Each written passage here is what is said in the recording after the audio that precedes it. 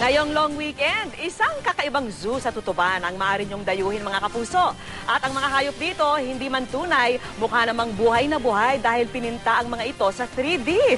Nakakaliw na, libre pa. Nakatutok si Nelson Canlas.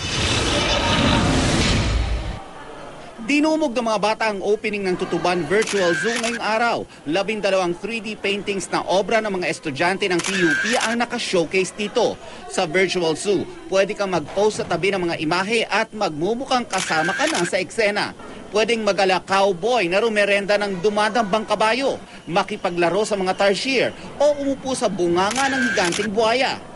Sige nga, subukan yung magpakain ng karne sa nakakawalang tigre dito sa Virtual Zoo dahil mga 3D paintings lang ito. Pwede.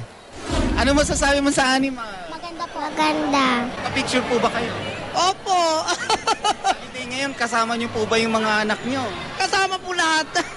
Mga apo. Hindi lang ito pangkatuwaan dahil may mga matututunan din daw ang mga bagets sa Virtual Zoo. Very interactive, very educational because we're giving also trivia about the animals. At the same time, napapalapit ngayon yung bata sa mga iba't ibang klaseng hayop meron tayo.